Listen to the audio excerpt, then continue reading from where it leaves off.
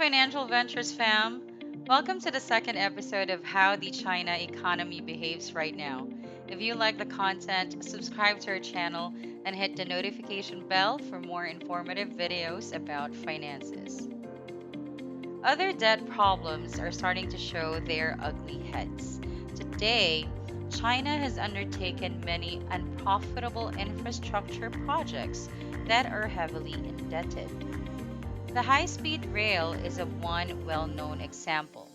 The infrastructure project was started to stimulate the economy and increase employment prospects following the 2008 financial crisis. It was a conventional fiscal policy boost that excelled. Millions of people found work due to the project, which also single handedly brought several industrial sectors like steel and concrete out of default. While it prevented the economy from entering a recession, it was a significant factor in China avoiding the unrest that most other nations saw during the 2008 crisis. The demand was only fleeting because the railway connected secondary sites rather than essential attractions. On top of that, the cost of tickets was too high. Although a lack of revenue may not have been a problem, this project was financed from 2015 to the present by large amounts of debt by local governments, central banks, and major corporations.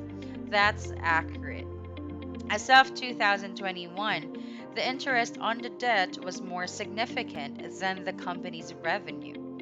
The interest on payments alone has exceeded the project's operating profits. Due to the zero COVID lockdowns, the rail infrastructure is being used even less. As a result, the Chinese government announced an economic stimulus to boost the covertly hit economy. Their total liabilities total 5.9 trillion yuan, or $900 billion, or 5% of the Chinese GDP. According to the Financial Times, in some small cities in China, the percentage of vacant flats might be as high as 40 or even 50%. In China, there are currently enough vacant dwellings to accommodate roughly 90 million people, which is more than the population of Germany or the UK. This is because modern buildings were erected rapidly and without giving much thought to logistics. Risky investments can become unprofitable ventures in dangerous countries if they are not correctly calculated. China had to renegotiate more than $52 billion in debt in just 2020 and 2021, and many of the nations with which it does business are unable or unwilling to make the payments. As a result of the Belt and Road Initiative, China has surpassed the World Bank and the IMF as the largest supplier of development credit globally. Because this project is political, the state government will likely continue funding it regardless of how unprofitable it may be. China might acquire enormous global sway, but doing so carries the potential of disastrous consequences for both its financial stability and its ability to maintain political stability as a result of it meddling in the internal affairs of other nations. As if the country's internal and external debt problems weren't enough, the Chinese government still advocates for a zero COVID policy. On paper, the government had a strategy to eradicate the sickness to establish its competence and ability to handle any situation. For a while, the plan appeared to be working. According to official data, over 1 million people have died from the virus in the US compared to just over 5,000 in China. The authorities might use this low figure, regardless of how fake the numbers may be, as justification for lockdowns while the rest of the globe is going on owing to herd immunity. On the other hand, is unable to do so since they lack innate immunity. The most recent requirement is for every major city to have a test site like this within 15 minutes of every inhabitant. It appears that they will eventually become a permanent feature on the streets and that going to school, working, or eating out will require a negative result. In what way does this affect the economy? Well, to begin with, there has been a sharp decrease in domestic demand and an increase in employment, particularly among young, educated people. One of the primary factors contributing to the worldwide recession and the fact that one-fifth of them are jobless at the time of recording on the external front is the zero COVID policy.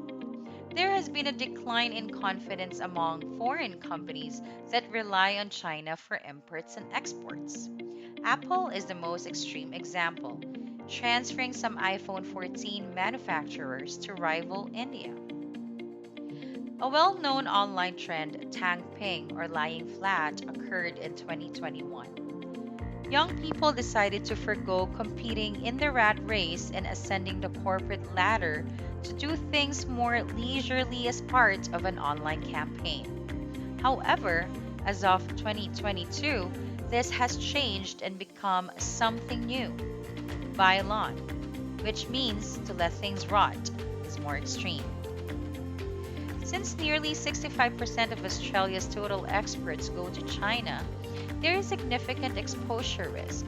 As most Australians know, we don't have many other trading partners that might make up for a loss of this magnitude. Specific industries will also see significant setbacks.